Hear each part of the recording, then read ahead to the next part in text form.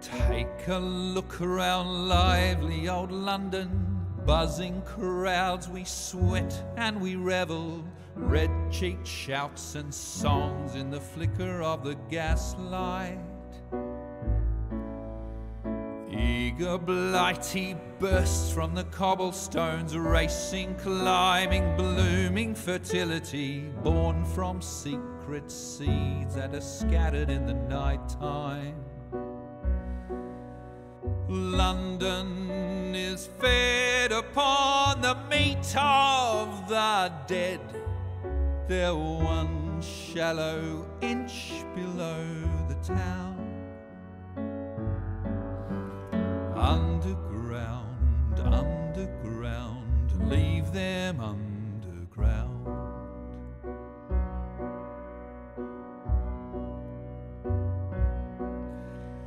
Them that whispered dreams that only poisoned us, them that told us lies of their bravery, them that preached of progress and put us in the poorhouse,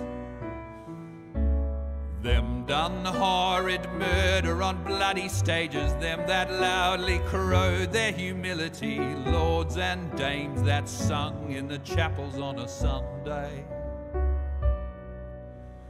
All quiet now, their mouths are stopped up by mud. They lie flung in rags and make no sound.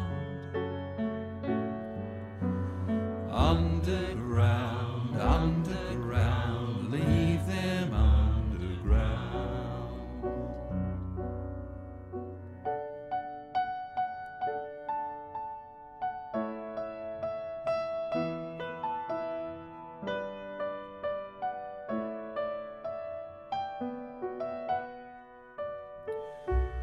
Those who fought for something better, those who taught by how they lived, loved ones taken long before their work was done. Underground, underground, leave them underground. Underground, underground, leave them underground. Underground, underground, leave them underground. Underground, underground, leave them underground.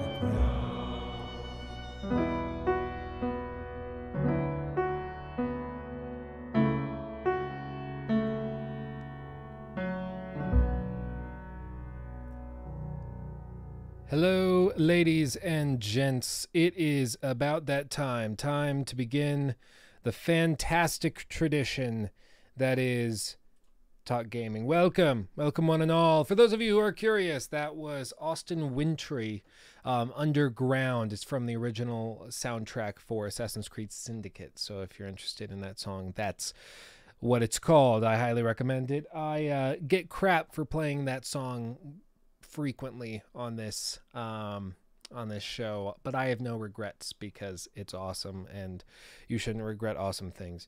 Hello, how's everyone doing? I'm glad to have you guys here. Musti Jasha, I can't really read from here because of how I have it set up, so I'm sorry if I mispronounce it. First time live, glad to have you. Yeah, that was AC/DC. Notice me, Lukler. Sea shanties, best shanties. Dang right. Bet you that water was pretty cold. Oh yeah, if I want just to say this because I've been having issues in the pre-tests before the stream where a bunch of footage from like gameplay footage was getting like really stuttered and I don't know why. So if you see that and if it's causing issues, let me know and we can fix it.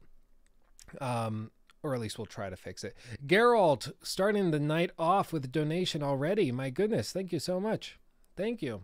No, don't be sorry. That's awesome. Too poor for word. Don't be sorry. That's sick, dude. Thank you.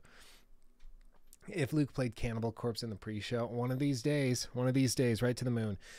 So yeah, that's a super chat. You get like a special color and you're on the top of the list for the whole show. And even if you're watching this afterwards on YouTube, You'll even be able to see the chat and play through it live, which is actually cool. I think they call it like replay chat or something like that, which is really cool because they save the chat with the time codes. So if you watch the show after it's live, you can follow the chat as if you were here live. It creates for some awkward comments though when people don't understand that the show isn't actually live, but what are you gonna do? So thank you, Geralt, starting the night off well. Thank you. As for what we're doing today, we're going to be talking about some news. We're going to talk about some E3 predictions. And then, of course, Detroit Become Human, because Detroit Become Human has received conflicting reviews. I'm going to be doing a critique on it. I just have some thoughts to get out initially. Yeah, my PC just tried ejecting an SD card, so I don't know what that was.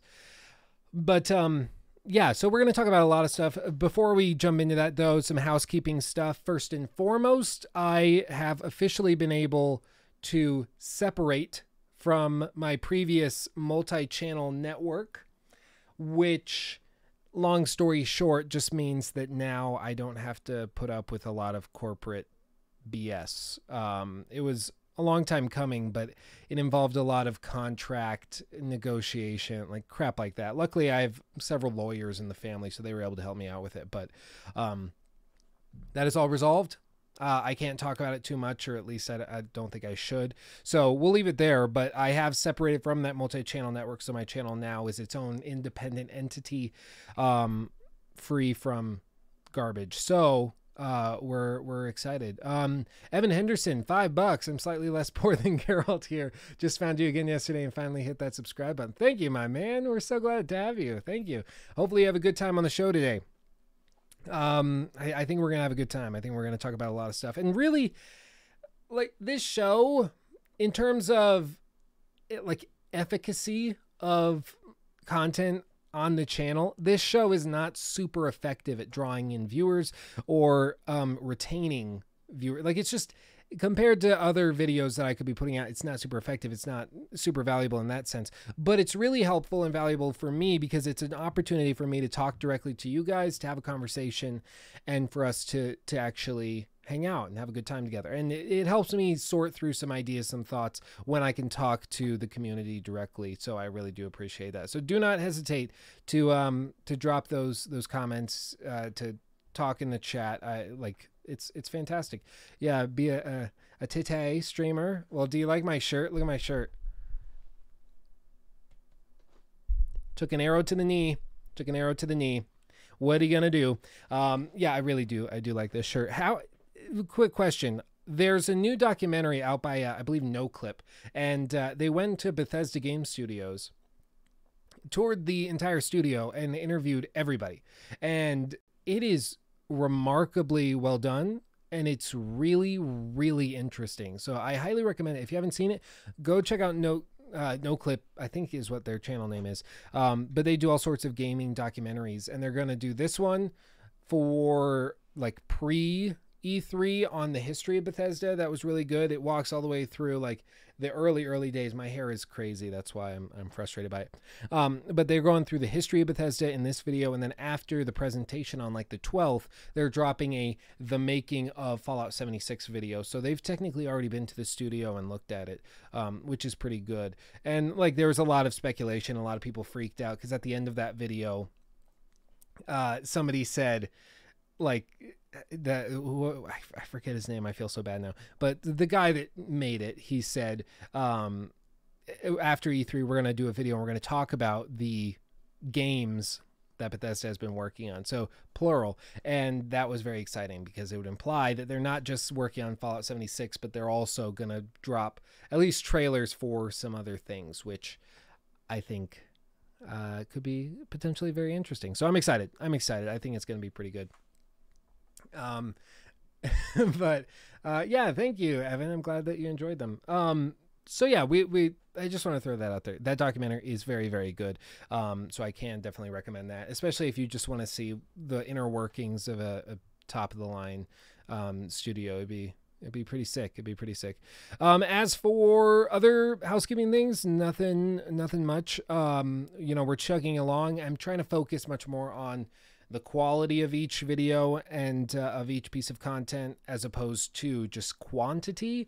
I think I'd still like to put out more content, so I'm going to try to find that midpoint, like that sweet spot where I can do some like sillier videos and funnier stuff, but then also do some larger content. And so we'll find that sweet spot. And you know, that's where the fun of this job comes into play. But with all of that said, let's jump into the first little topic. If I back out of this and I go full screen on that, we're going to talk about some news, then we're going to talk about Detroit. So this first piece of news is fairly straightforward.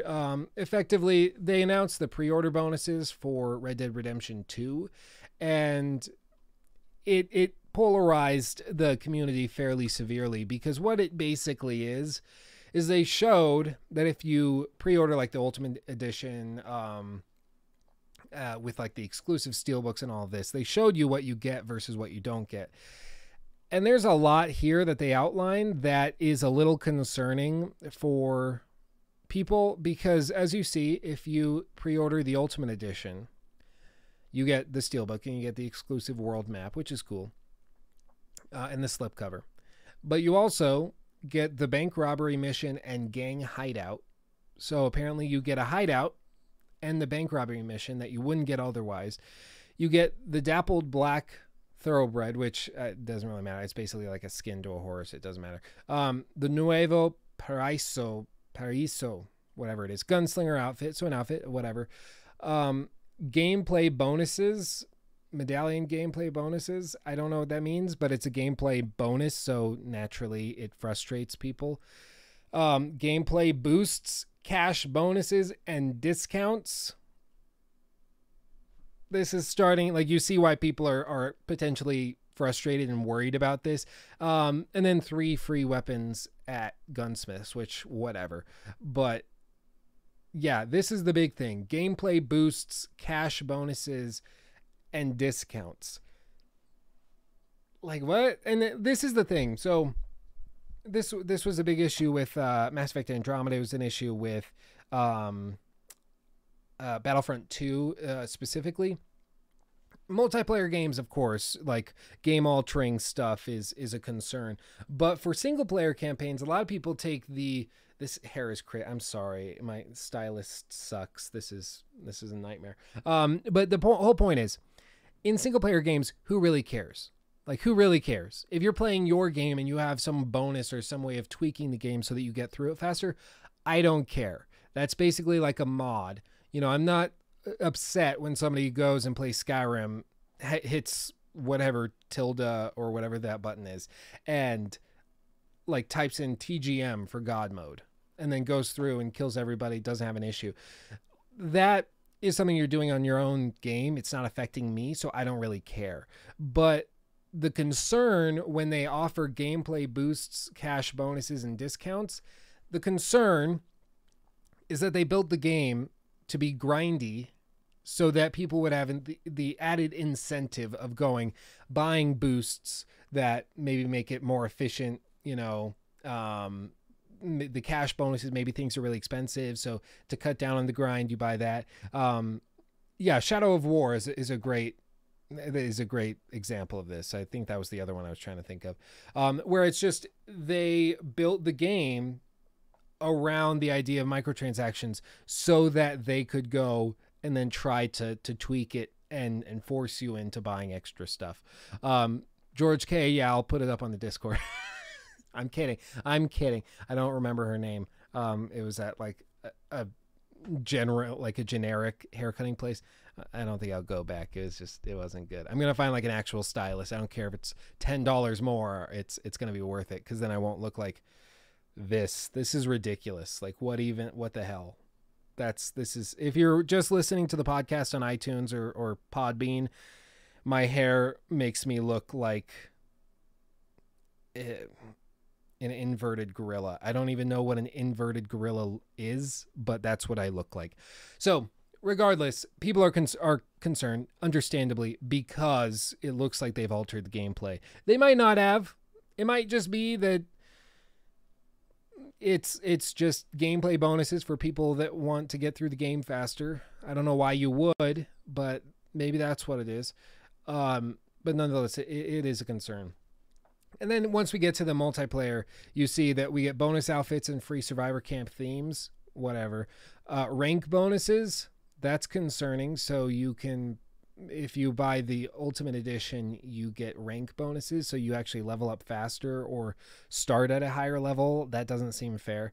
Black Chestnut Thoroughbred. Okay, a horse, I don't care. Free access to additional weapons. If they're just cosmetic, okay, but it's very unlikely that they're just cosmetic. So, as you can see,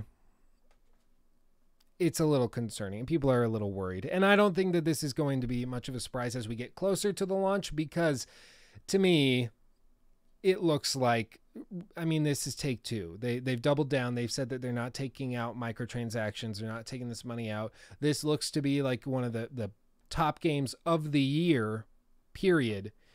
And you better believe they're going to capitalize on that. And so they're not going to be cutting like microtransactions here and there. They're going to double down, and they're going to try to make it as like just profitable as possible. And that rhymed. That was cool. So that's my thoughts on that. The other thing, vampire or vampire, some people get upset if you pronounce it one way or the other. A lot of the dev team is French, so they'll say like vampire.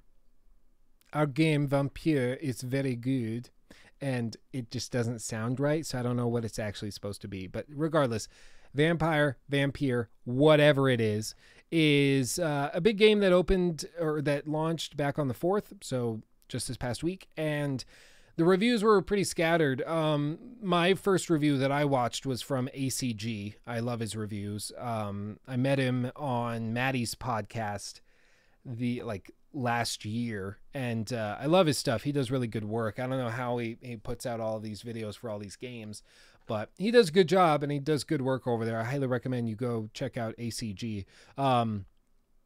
But he rated it as a buy, and he was a big fan of this game. He's even done additional videos. Like, he doesn't do that regularly. He rated like Assassin's Creed Origins as a wait for a sale, but he rated Vampire as a buy. Like, we don't see eye to eye. Like, our tastes are a little different, but that's okay. That's okay. Everybody has different tastes. That's why you watch ACG for certain reviews.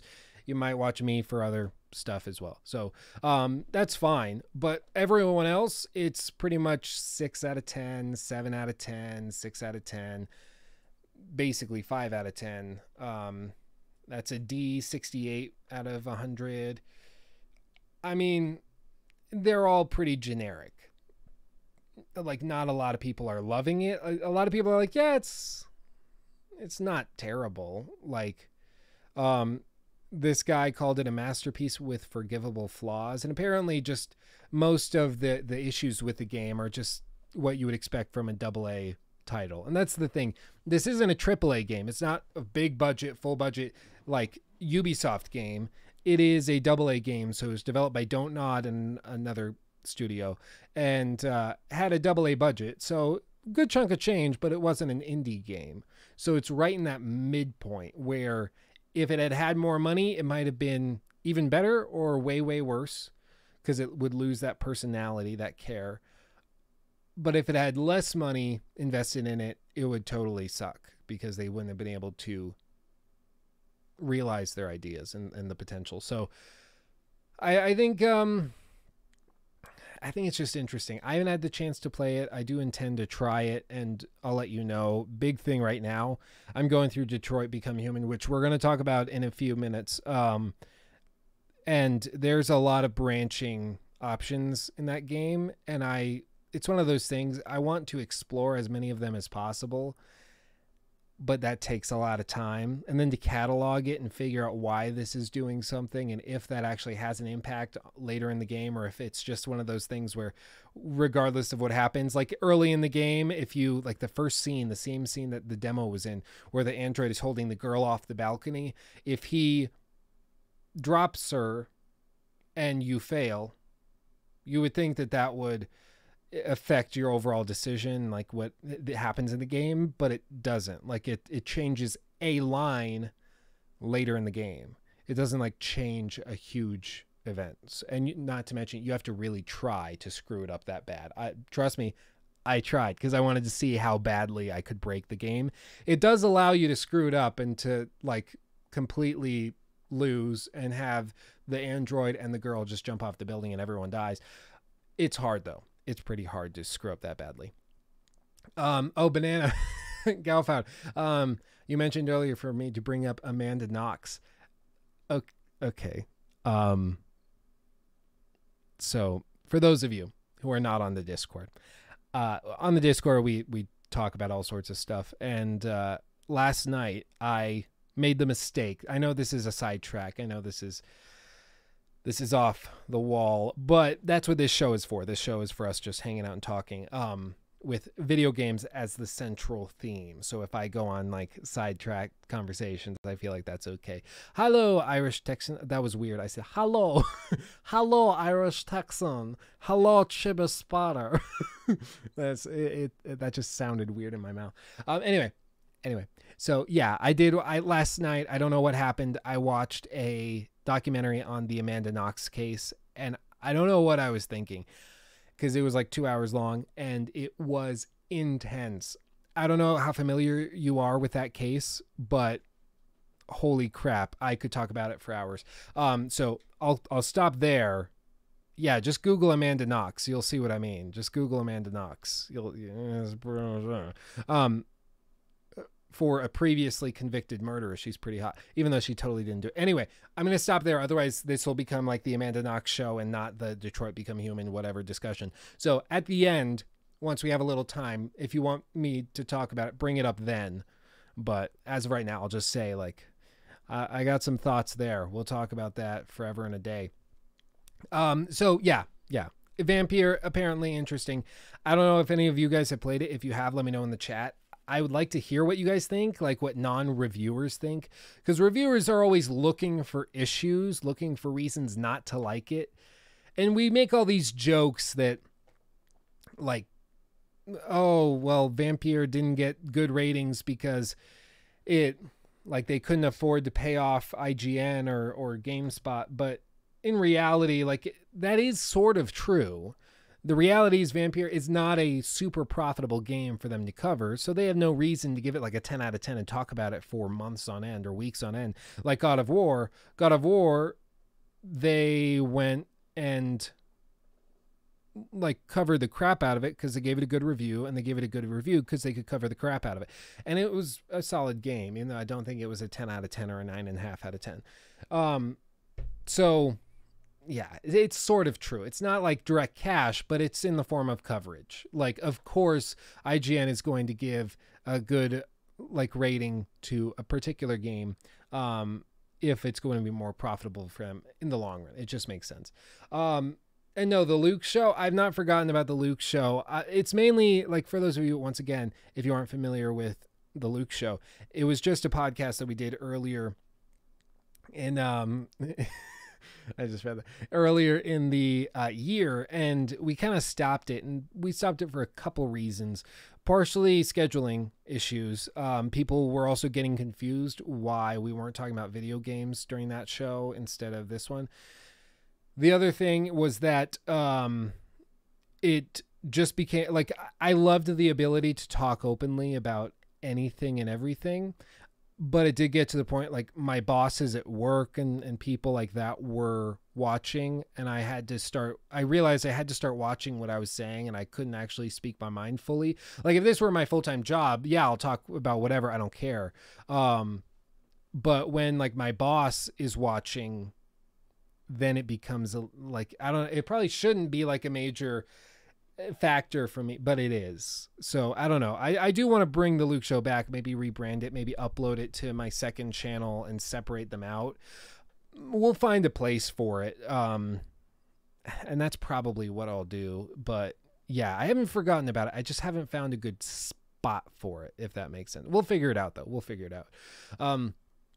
Let's see. Dislocated Thumb says he played it. Disappointed in the opening. This is for Vampire. Investigation is good. I just wanted to be a trenchcoat vampire in a gloomy London helping people. Deleted and re-downloaded many times. Asked for refund. Didn't get it. Trying again. That's too bad. Yeah. Yeah. Oh no, my boss. Yeah, no, they do stalk me. They do. It's actually really cute because they found out that I do the YouTube stuff, and the other day I got recognized at the vlog channel is the Superior Vlog channel. Yeah, I haven't done a vlog in a while. I have the equipment for it. I just haven't done it. I don't know. I don't know. Yeah, if one of my bosses is watching, they're saying hi Luke's boss. Hi boss. There's a few. And yes, for those of you wondering, double trouble, coffee and water, because I have a serious problem. I seriously do. I need to stop buying coffee. I don't think we'll have to wait that much longer for Cyberpunk 2077. I believe the game will launch sometime in Q2 of 2019 if it's being presented at E3, specifically May of that year. I think for Cyberpunk Q2, that would coincide with their previous, like with The Witcher 3.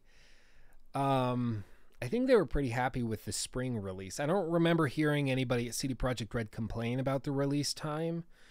A lot of it was in comparison to other games at the time. So they wanted, like, there were heavy rumors that Bethesda was going to be coming out with Fallout 4 that year. And so they wanted to avoid the fall because, again, Todd Howard had mentioned many times that they wanted to do a quick turnaround.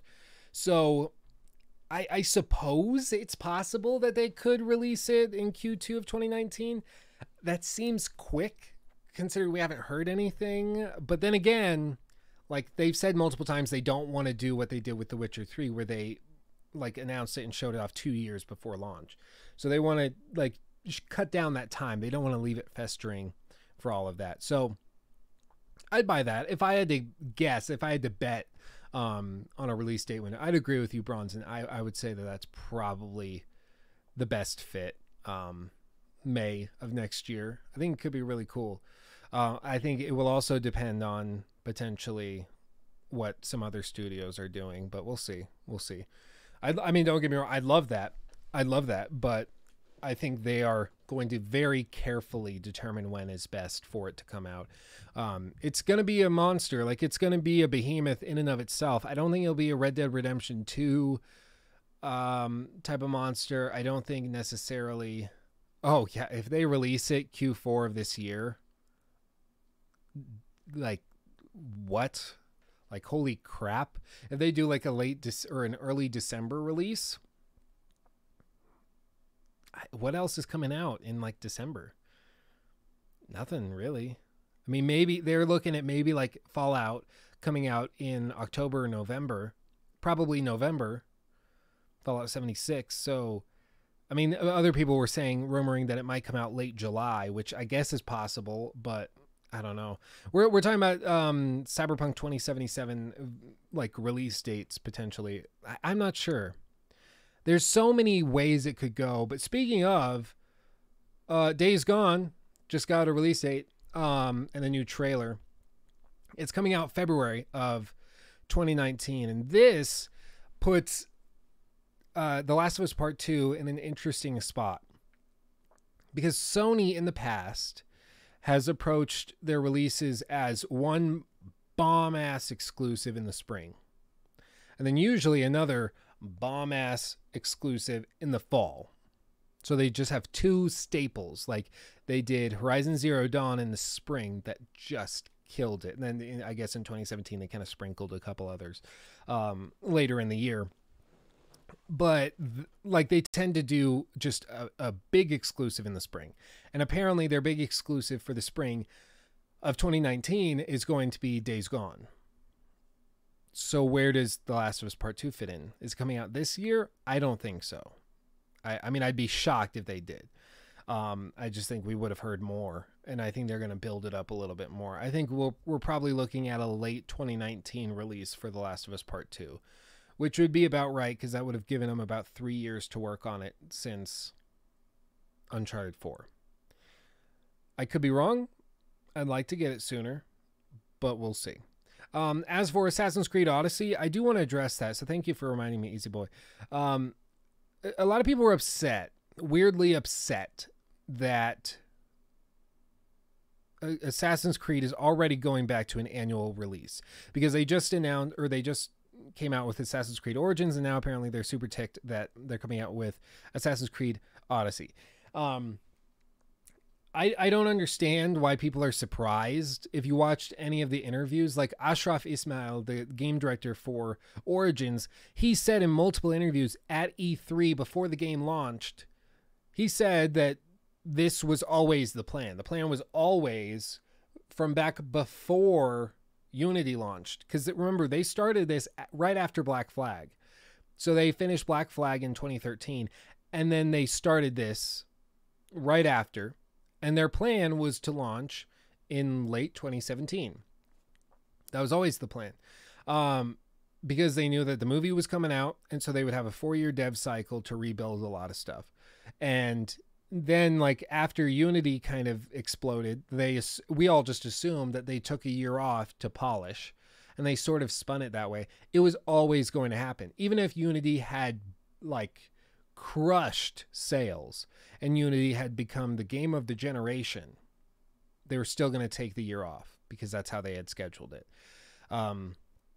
They probably just would have poured more money into the movie. So that's the core distinction. I think that's important to remember, because Odyssey has been in development for probably 3 years.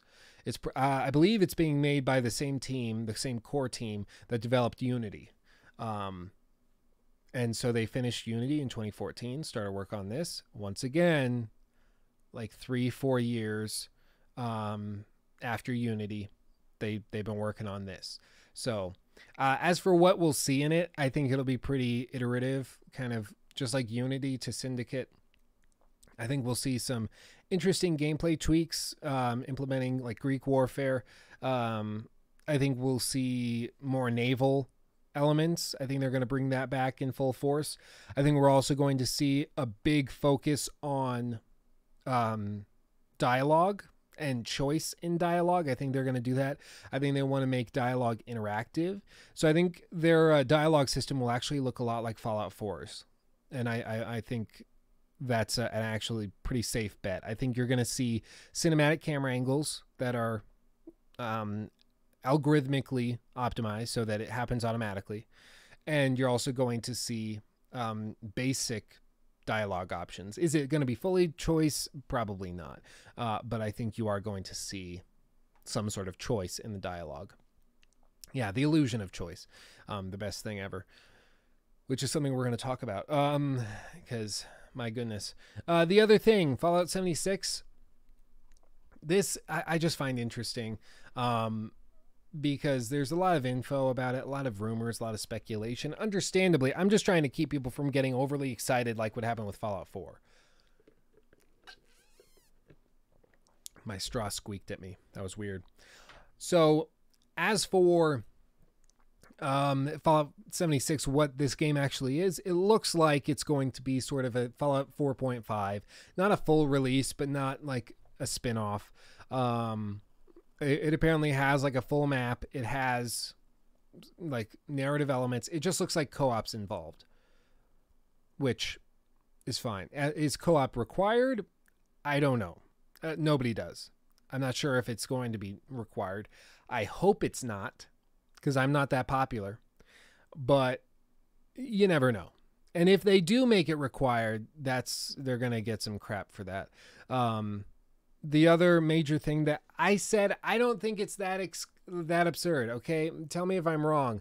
People freaked out when I said that I believe Fallout 76, because it's going to integrate online activities, I believe they're going to cut off open mods and try to force you to go with Creation Club mods for the co-op portions of the game. That doesn't seem insane to me. Are you saying like with online stuff, you really want to open it up to just random mods downloaded from Nexus that you can just download and can potentially be monitoring all the data coming in back and forth, causing potentially cheating or alterations to it, server disruptions, all of this stuff? No, of course they're going to shut it down. Maybe they'll find a way to like completely separate the asset so like you can download weapon mods or armor mods, these types of things, and then you can also separate the online elements completely. Maybe that's possible, but even then, people would be upset that you are limiting the mods that they can install, because people would want to install mods to expand it from like 5-player co-op to 15-player co-op. Like I don't think that this is an absurd prediction to make. Maybe it is, and if it is, let me know in the comments, let me know in the chat, because if I'm wrong, I'd like to know. I just don't think I'm wrong. Like any other online game is going to limit the mods that you can use, of course. Like other games, like even if you look at Don't Starve, yeah, there's mods that you can install for that, but they're heavily what's the word I'm looking for? Curated. I almost said orchestrated. Heavily curated. So I think we're going to get heavily curated mods. And it only makes sense that they started Creation Club a year, I think it was last year, right? It wasn't 2 years ago. It was last year. Maybe it was 2 years ago. I don't freaking know. Whatever it was, whenever it was, I think it was last year. Creation Club. I think that was laying the groundwork for this. Which is concerning. But what are you going to do? Yeah, I'm very cautious approaching Fallout 76, but hopefully it's solid. And can I just say, Fallout 4 was a buggy mess. I couldn't even play it when it launched, and that was single player without online options. Can you just imagine how glitchy Fallout 76 will be if there's online connectivity? It will be unplayable. There is no doubt in my mind. Like it will be totally broken. So yeah, I'm skeptical, as I think everybody should be. I think everyone should be. No, I don't think it will be only within a vault. There's also, in that documentary I mentioned at the start of the show, there are shots that you can see in the background during a couple interviews that show some of the gameplay and some of the world shots as they're talking, and some of them show wide open, like green, grassy areas. So I think we're going to get a pretty vegetatively overgrown West Virginia to play through, which I think is pretty cool. I'm excited for it. So that's the big thing. As for what it is, like, it's, as I'm sure you've heard talked off your ear, this vault was just a control vault. Nothing weird happened in it. 500 people went in. It was supposed to be closed for 20 years and then opened up, and that's it. And that's what Reclamation Day means, is it's the day that they all celebrated leaving the vault and reclaiming the wasteland. And so, yeah. This says Fallout 470 or Fallout 470. Fallout 70, it's just like muscle memory. Fallout 76 might be a much different sort of game, according to a report from Kotaku, which says the game will have an online survival elements inspired by the likes of Rust. Officially, Bethesda hasn't said anything to suggest this is the case, but we'll surely know more once E3 rolls around. And it only makes sense because they acquired Battlecry Studios that became Bethesda Austin. Bethesda Game Studios Austin, and so it only makes sense. It really does. So I think there's certainly online elements. As for, yeah, I mean, talk about, it's pretty impressive that this stayed under the rug this long. I really do think that that's really impressive, because that was not easy to do. They leak so much, and last time Fallout 4 was leaked to high heaven, so they cracked down on it. And they talk about that in that documentary. They talk about leaks. It's really interesting. So yeah, as for updates from Sony, it looks like they're actually mentioning some things before they even get to discuss. Excuse me. It looks like they're actually leaking some stuff before they even get into E3, which is interesting, because it says to me like they're going to have some really impressive stuff for their presentation. But I think we're going to hear about some stuff from Software, which we haven't really heard much about, other than the Shadows Die Twice, I believe is what it was, trailer that we saw last year. I think that there's some real potential there. I don't think it's a Bloodborne 2. I think it's probably just a different IP, because I think From Software just didn't want to be limited to just PS4. So I'm scared. You are clearly sleepy. Can I read you a bedtime story? I'm terrified. I'm scared now. I don't know. I'm a little sleepy. It's more like you think about yawning and then you have to yawn, you know? Like once you let that thought slip into your mind, your body's like, okay, here we go. Yeah, Leak says new IP. I agree. I think so too. Part of it was just because Bloodborne was an exclusive that Sony had rights to. So if they wanted to do another Bloodborne, they'd have to put it on the PlayStation only. And I think they realized, hey, if we, like, Dark Souls 3 sold really well, and so did Bloodborne, but I think if we release like a spiritual successor to Bloodborne and then also put it on Xbox and PC, we could make even more money and we wouldn't have to share it with Sony. So that's my thought process. I think they're going to do a spiritual successor with all the same combat systems, but put it cross-platform. They might just like show it off specifically at Sony's presser and maybe give exclusive content to them. But yeah, that's my thought. As for other stuff, yeah, no, it's pretty straightforward. Do we have anything else? Oh yeah, other E3 rumors. Yeah, they know me. They're putting Detroit Become Human ads all over the place. Other E3 rumors, Crackdown 3 was delayed again, or at least is rumored to have been delayed again to 2019. Once again, showing everybody that no one really cares about Xbox exclusives because they don't exist at the moment. I honestly am baffled they have not just canceled it. I think it's mainly just a PR thing because it's going to look real bad if they cancel it. I would bet you there's probably like 6 people still assigned to Crackdown 3 and all they do all day is give each other back rubs and smoke peyote. Like I think that's all they're doing because they haven't done anything else. So, yeah, I don't know why they're even pretending it's a thing. Tony, can you do a Fallout 3 critique soon? I don't know. I usually do a critique on a game if I feel like there's no other like critique that tackles it really well. Like if I feel there's something really solid out there that I think does a good enough job describing or critiquing it, I won't cover it if I feel like that's being fulfilled. If it like isn't, if it's a game that has either just not been mentioned or hasn't been looked at or people have kind of forgotten about, then I'll talk about it and I'll cover it. Or if it's a new game I really want to talk about, I'll cover it. But if it's an older game that I feel like a lot of other people have tackled, I usually just let it kind of sit there and let that video take it. Yeah, I heard Maddie sent me a link. There's a great video on YouTube. Fallout 3 is better than you think. Yeah, by I can't remember the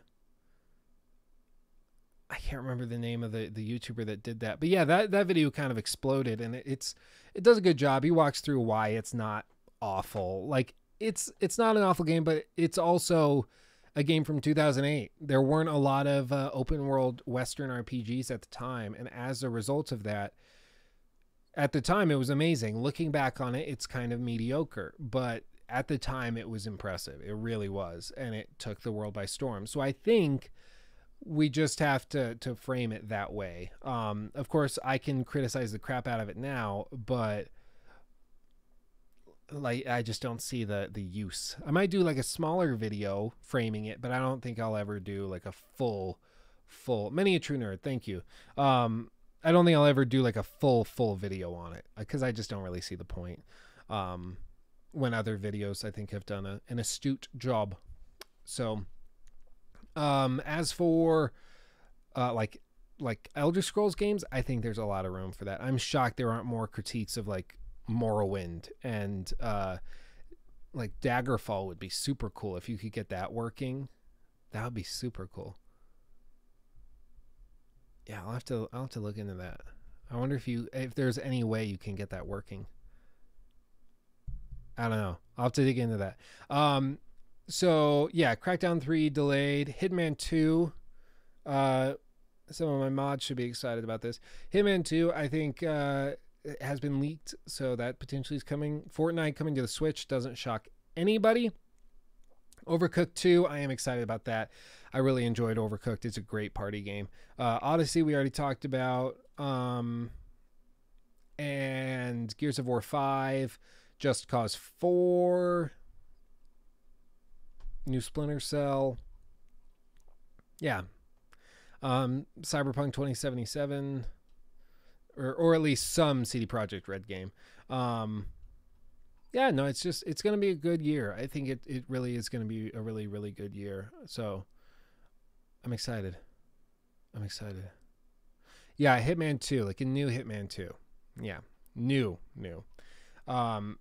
So yeah. Anything else? Do I have any other stuff? Oh, this one might get some of you excited. New Diablo game project is in development.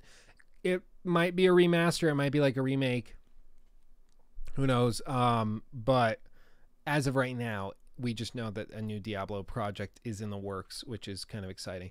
And then this, Detroit Become Human. And now we get to the crux of the show, like 45 minutes into it. So let's talk with my shirt that's on my body. Let's talk about this. Let me take a drink of coffee. Prepare my body. Oh yeah. That's the good stuff. Okay. Full critique on Despacito. Actually, that would be really funny. That'd be really funny. I don't know if you'd be able to do it without copyright stuff. Even if like they just take the ad revenue, that would be really funny. That would be really, really funny. I don't know. I'll look into that. Anyway, Detroit Become Human. So this is a review by Polygon. For those of you who are not familiar, Polygon is what we consider like a more social justice warrior-y gaming outlet. So they do some really good work over there, but they tend to be very, very far left, very socially left. And so they tend to be very upset when anybody tries to talk about anything, which is why a lot of people just don't read their website. But today we're looking at it because I think that this is an interesting discussion that they have, and it's one that I plan to completely and utterly debunk on it, like in my critique, because I think it's actually grossly misguided. But it's something I've seen on many reviews by people who just seem to not like David Cage games. So we'll go through that. But as for core things about this, their headline of this is Detroit Become Human tackles civil rights without a grasp of history. And then it says Detroit Become Human exemplifies the delicate, albeit not backhanded, praise of they mean well. So basically, if you read through this, their main frustration is that they cover topics, and very clearly they draw like parallels between the androids being oppressed and like segregation and slavery. And at one point there's even, if depending on your choices, there's even a sequence where you get into a camp that they refer to as the camps, and they're recycling centers, but in the game they call them camps, and it's so that they can be recycled and shut down because they're all defective and they're killing people. So it's just interesting how they separate it out. But for that, they go in there, and apparently Polygon finds this grossly offensive, that because of some of the characters, they, like this guy, like some of them have very clear racial characteristics, shall we say, but they don't really mention it. So like a character may be black, might be Hispanic, might have, or I mean, they're android, so they might just look that way. But Polygon actually stresses that it is frustrating that they don't bring that up, that they don't bring up his race, and instead just focus on their life as an android. Which, like, look at this paragraph right here. The main character's blackness, they said blackness, the main character's blackness in the story is never addressed. Like, it doesn't matter. It should. African Americans have a long history of experiencing exactly the kinds of discrimination that's so important to Detroit. Martin Luther King Jr. is an inspiration for the androids demonstration, and this game is Detroit, Michigan, of all places. a city where race and class figure into so much of its politics. It has a history, but you'll be hard-pressed to find it.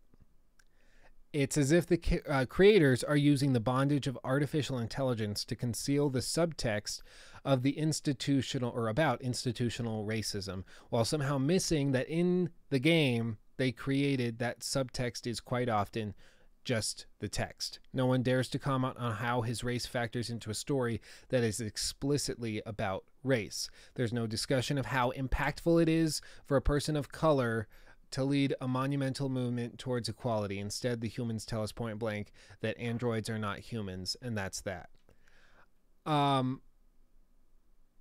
So beyond the initial confusion of what are you talking about, which is my initial statement and thought on this, it kind of doesn't make any sense at all. First of all, they're androids, so they don't technically have a race. If they have a particular color to their skin, it's purely coincidental.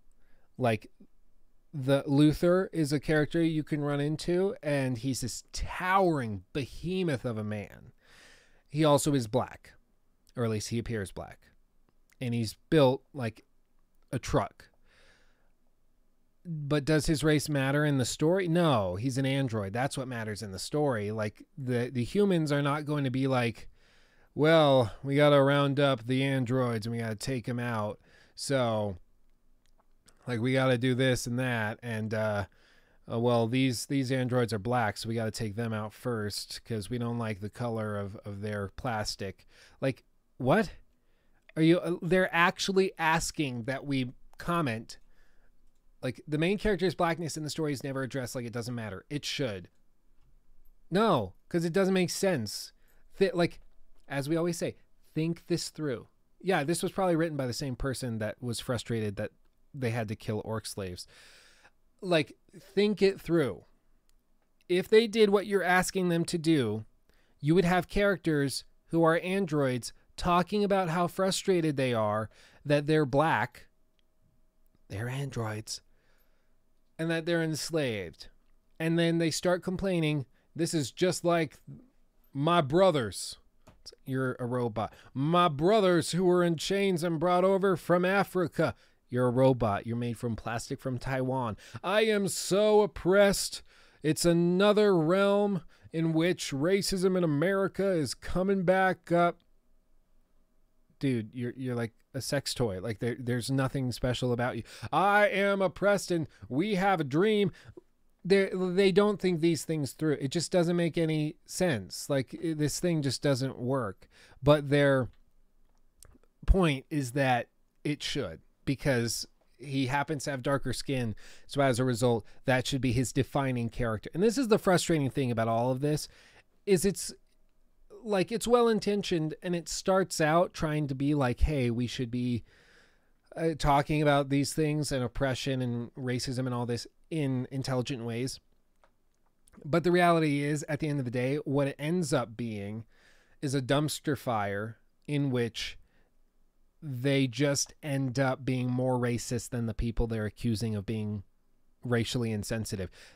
Polygon, they're the people that made this android's identity purely race. Like, they're saying the fact that he's an android shouldn't be his defining factor, or the fact that he's like revolutionary, that shouldn't be his defining factor. The defining factor should be the fact that his plastic happens to be darker than the other androids. Like, this is how crazy this stuff has gotten. I don't even need to really explain it. We just say it and read their comments, and that speaks for itself. It just doesn't make sense. It's illogical. It's stupid. I don't know. This is, I bet the person who wrote this article was one of the people who called for Jeremy Meeks to be freed. Oh, gosh. Yeah, it's just not well done. It's just not well done. But that's the thing, is in the modern day, if you disagree with this, then you're just insensitive. and like I've not just from Polygon, but from many other reviewers, I've read them saying things like the dialogue is heavy-handed and it tries to deal with complicated issues, but it can't seem to choose one. I agree with that. I would say, yeah, the dialogue is heavy-handed. In the first scene, a little girl is held off of the balcony or off of the top of a skyscraper and is about to be killed by this crazy robot servant. And the little girl screams out, "Help me," or "Let me go, I'm begging you," or "I beg of you." Like, "Let me go, I beg of you." What 8-year-old says "I beg of you"? Not a single one. Not a single. So like that initial statement, I was already kind of like frustrated. And then you run into like a freaking Mama Murphy in the boat, like a psychic piece of plastic who's talking about your future and your abilities, Marcus's abilities, and how he's going to be realized and turn into somebody great. Like, those moments, yeah, those moments suck. We should call those moments out. But when your criticism of the game is that the main character, who's a robot made out of plastic, doesn't make their identity solely about the color of their plastic, that's stupid. And that's all I have to say. It's very, very stupid. I find the game very artistically interesting. I find it intriguing. I find it fun. I find it impressive that they could pull this off. But there are still issues. But you better believe this is not one of them, because this is like full on slack-jawed stupidity. Like, this is amazing that this could get off of an editor's desk. Like, I really like what you wrote, Allegra. I really like what you wrote. This is really well done. You should write more articles like this. It's, yeah, exactly, Tony, exactly. The guy who wrote this probably gave Mama Murphy all the meds she asked for and encouraged her. Like, in my most recent game of Fallout 4, I even went through, and I might even have footage of this. I should try to find this footage. I tried to kill Mama Murphy, so I went into, like, the console commands because I was so done with her. I was just sick of her crap. Oh, I can't even really see. I think it's this one. It's all stuttery. I don't know why. Yeah, like I quick saved. And I tried to kill her because I couldn't get, I was just so sick of her. But you can't kill her. They have her locked down, so you can't do anything. I think I even went into the console commands. Yeah, well, look, I typed in kill all, which is a console command that you use to kill everything. And I use it. Kill all. And everybody should drop dead. But you see, she stands up. She's aggroed. He's sick because he can't be killed. They're sick. You can't kill them. The dog is hurt, but you can't kill him. They didn't want you to break the game, so you can't actually do anything. So even when you can disable. But you can't even kill crappy characters. So that's my other issue with Fallout 4, is that you can't kill Mama Murphy when you want to kill Mama Murphy. David Cage should not write. He should direct. He's very good at thematic writing. I want to give him that as credit. He's good at thematic writing. He's not good at, like, he's good at the macro. He's not good at the micro. He's good at the overarching ideas, but when he gets into the little minute stuff, it starts to kind of crumble and fall apart. And then you end up with, like, the androids marching down the streets chanting, like, "Oh, we have a dream." Like, guys, we already know that you're trying to draw, like, symbolism between this and the civil rights movement. We get it. You don't have to be that ham-fisted with it. And then they go and they're like, yeah, they're rounding all of us up into camps and they're gonna start destroying us. It would have been much more impactful if they had just simply called it, like, oh, they're sending us to recycling centers. They're going to destroy us. That's all you have to say. But instead they say they're sending us to camps and they're going to destroy us and then dispose of our bodies. Like, you're being a little, like, at this point you're putting a hat on a hat. Like, if anyone was paying attention, which they will be, they'll know what you're talking about and what you're trying to draw similarities to. You don't have to be that ham-fisted with it, but regardless. Yeah, in my opinion, it's a whole lot better than Beyond Two Souls and better than Heavy Rain, though I thought Heavy Rain was good as well. I mean, I think it's better. It's an improvement. The flowchart's really interesting. I still don't know if the flowchart is overall an improvement, like a good thing. I think it's cool, but I'm not sure if it's something that actually improves the experience. I did play through a good chunk of Heavy Rain in preparation for this upcoming critique as well. I mean, I'd say I like Detroit better. I find it personally, for me, more interesting. Yeah, Jason, Sean, terrible. His games are cool. They're interesting, but it's very easy for them to slip into cheesy, cringy garbage instead of just the broad message he's trying to deliver. Which again, kind of goes back to, should he just direct? Like, should he be the producer? Probably the producer. He probably shouldn't be the writer. He should be like the producer or the creative director, but not like the person handling the dialogue. Yeah, he makes games without gameplay. What a brave man. Yeah, I think his big thing, he's always talking about how he's going to blend film and games and create this hybrid art form, which is a noble cause. But what it turns into is it's weird. It turns into an interactive movie, but it's interactive because they need you to pay attention and to still be involved in the gameplay. So they add in QuickTime events and button prompts. And that's like, so to get out of bed, you got to perform a certain series of actions. And it can be very tedious, but it's to prevent the game from just being like a series of cutscenes with a couple choices here and there, to try to make it seem like it's much more gamey than it is. That's why if people say they hate it, I don't fight it. Like, yeah, I get why you might not like it. I get why you might hate it. That's perfectly reasonable. But like these types of criticisms, this is stupid. I only care about Connor and Kara. Well, if you don't like what's his name, Marcus, you can just like leave him alone in the dump and not do anything. So you could do that. Basically get him killed off early on.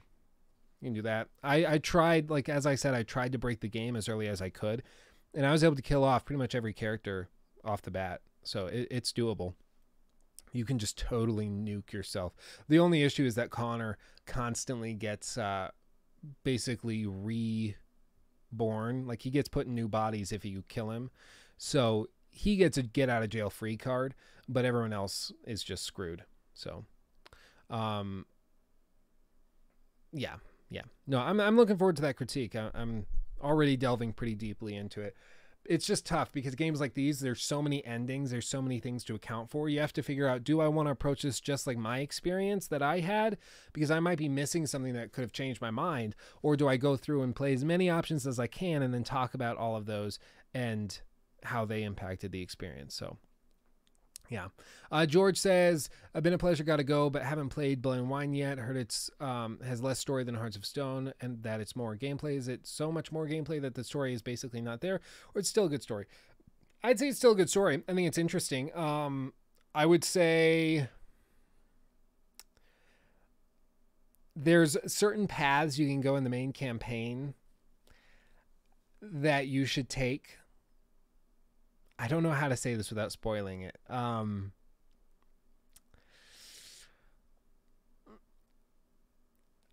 say this. When you go through it, be diplomatic. Okay? When you get to like the moment that is very tense, and you'll know what moment I mean when you get there, be diplomatic. Don't try to be like your own hero saving the world by yourself. Okay? You'll have a better experience. I promise you, you'll enjoy it, because it does branch out, and there's a couple ways that it can go.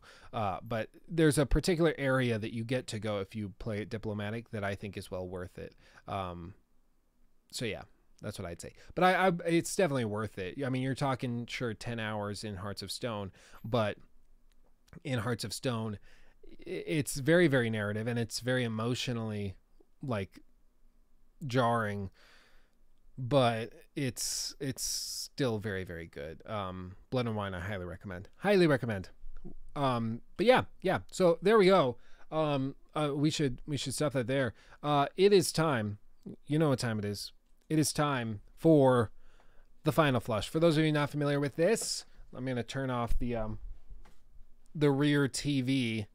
There we go. For those of you not familiar with what this is, basically what we do is we do a little video or a little segment where you put some sort of joke, some sort of one-liner in the chat, and then I'm going to read through them. I have like 60 seconds or so to read through it, and then if I laugh, you win. If I don't laugh, I win. And then we usually celebrate with something stupid.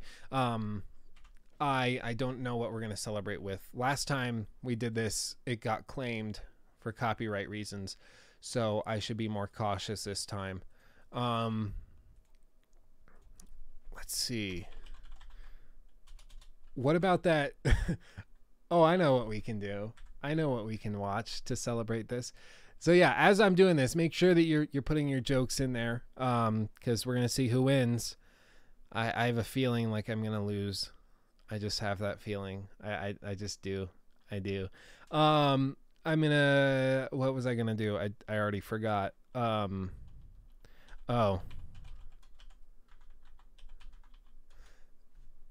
This. Yeah, I want to make sure you can't see what I'm doing. Yeah, I've got that muted. Okay. So okay. I forgot how bad that is. Okay. Anyway. Okay. Let me get this chat here. It's real bad. You'll see what I'm talking about in a minute. It's you'll enjoy this. So if we go to here, let me go to the final flush. Yeah, that kind of worked. Oh, sneeze coming on. Sneeze.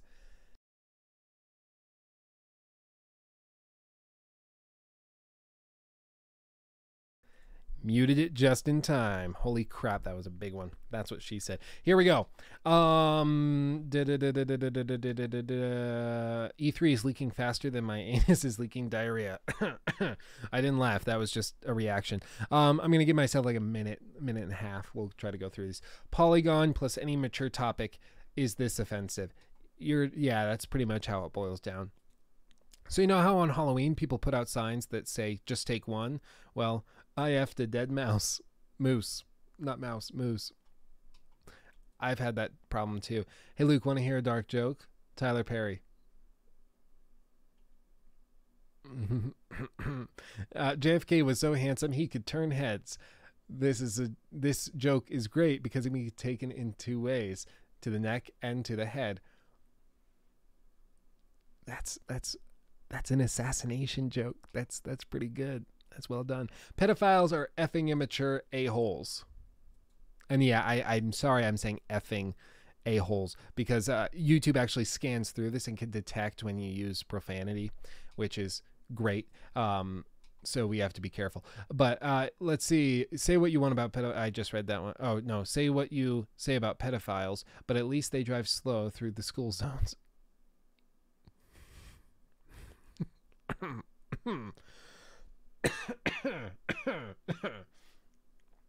Yo mama's so fat Thanos had to snap twice. That's good. I think I'm gonna steal that one. What's the difference between a woman and a computer? You can punch information into a computer. Oh. I once saw a picture of a black man working at NASA, but I thought NASA stopped. Oh no. That's real bad. That's real bad. You weren't kidding. You weren't kidding, Galfa. You pulled out all the stops. How can you tell if your wife is dead? The sex is the same, but the dishes start piling up. That's real bad. Polygon. Yeah, that sounds about right. Why does Snoop Dogg own an umbrella? Faux drizzle. Why do you own an umbrella, Snoop Dogg? Faux drizzle, my nizzo. Faux drizzle. Faux drizzle. I think I chuckled at that one. Then we have like feminism. Ain't it funny how school curriculums change? I mean, a few years ago, the DARE program said, don't swallow pills, don't snort drugs. Now it's don't swallow Tide Pods and don't snort condoms. Isn't it amazing how far we've come? Isn't it amazing? Our civilization is amazing. We are moving so quickly into the future.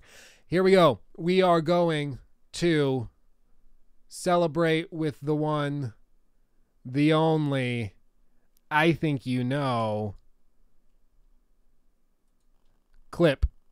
I'm trying to pull it up smoothly. Clip of Polygon playing Doom. We were talking. So this is why people give Polygon such crap, is because they released this early access footage of playing Doom and they're so bad at it. Like, look at how bad they are at this game. Look at, like, it's amazing. Like, this is like when you hand your controller over to your little brother and he starts trying to play it and you're like, that's good.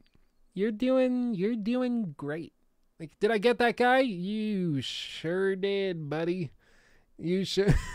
It's so bad. This is who we pay to be our journalists in the gaming industry.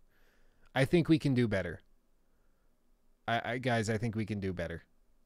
This is why you need to support the Patreon specifically for this, because this is what we're doing now. This is the garbage. I can't even. I don't have the words to express how disappointed I am in humanity at this moment. Blind, deaf, and dumb is no way to go through life, son. So, yeah. No, that was atrocious. Thank you for coming out. Thank you for watching, everybody. We're going to get the, I think I got the iTunes issue sorted out, so I should hopefully have this uploaded and up on iTunes by tomorrow, if the iTunes gods allow. So if you want to listen to this on the go or whatever, you can do that, or listen to the show on the go moving forward. You can do that. As for other stuff, yeah, I'm working on the Detroit critique. I'm working on another critique that I haven't officially announced, but I think it's pretty clear what that one will be. And then I have a couple others that are in the pot that are cooking right now that aren't quite ready, but the ball's rolling. The ball's rolling. We're also going to cover the Sony conference live. I'm going to do a post Bethesda conference reaction because I'm going to be I'm not going to be able to be here on the night of Bethesda's conference, but I am going to record a reaction and like initial thoughts and all of that based on their conference. And then we're going to cover the Sony conference, and we'll cover other games incidentally as they come on. But I think there's going to be some big news at Sony's conference, so we'll see. Knack 3 wishlist, please. Yeah, Knack 3, it's coming, it's happening. Yeah, no, don't work Monday. Yeah, that's the day to take off. That's the day to call in, because that's going to be great. I'm friggin' excited for it. But thank you all for coming out. Thank you all for watching. I honestly do appreciate it. Hopefully you had a good time. I know I did. And I do appreciate all of the participation. Thank you to everybody who donated. And like I said, if you do want to support the channel, the Patreon is always available. It would mean a lot, and it really does help. So thank you all for watching. I love you all, and I'll see you in the next video. Peace out, my brothers and sisters.